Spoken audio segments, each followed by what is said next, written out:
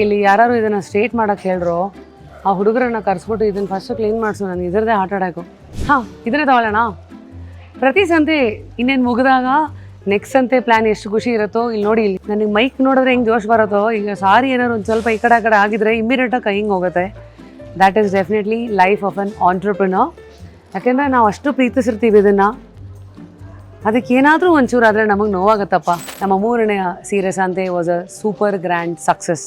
27 first ಅಂತ ಶುರು ಆಗಿದ್ದ ಸಂತೆ 1 5ನೇ ತಾರೀಕುವರೆಗೂ ಎಕ್ಸ್ಟೆಂಡ್ ಆಗಿದೆ ಅಂತಂದರೆ ಜನಗಳು ಕೊಟ್ಟಿರುವಂಥ ಪ್ರೀತಿ, ಪ್ರೋತ್ಸಾಹ, ಸಪೋರ್ಟೇ ಅದಕ್ಕೆ ಉತ್ತರ ಹೇಳ್ತಾ ಇರುತ್ತೆ. ನಾನು ಪ್ರತಿ ಸೀರೆ ಸಂತೆನಲ್ಲೂ ಈ ಮಾತನ್ನು ಹೇಳ್ತೀನಿ. ಒಂದು ನನ್ನ ಪ್ರಯತ್ನ ಆದರೆ, 2ನೇದು ಆ ಭಗವಂತನ ಆಶೀರ್ವಾದ, 3ನೇದು ನೇಕಾರರ ಸಹಕಾರ ಮತ್ತು ನೀವು ಜನಗಳು ಕೊಟ್ಟಿರುವಂಥ ಆಶೀರ್ವಾದ, ಒಂದು ಧೈರ್ಯ ಮತ್ತು ನನ್ನ ಟೀಮ್ನ ಒಂದು ಬೆಂಬಲ.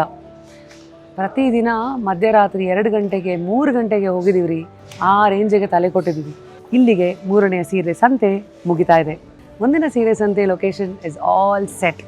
ಎಲ್ಲಿ ಸ್ವಲ್ಪ ಆ ಕಡೆಗೆ ಹೋದರೆ ಮಾಗಡಿ, ಈ ಕಡೆಗೆ ಹೋದರೆ ವಿಜಯನಗರ, ಈ ಕಡೆಗೆ ಬಂದರೆ ರಾಜಾಜಿನಗರ, ಸೆಂಟ್ರಿಗೆ ಬಂದರೆ ಓಹೋ ಆ ಏರಿಯಾ ಯಾವುದು ಅಂತ ಗೆಸ್ ಮಾಡ್ತಾನೆ ರೀ.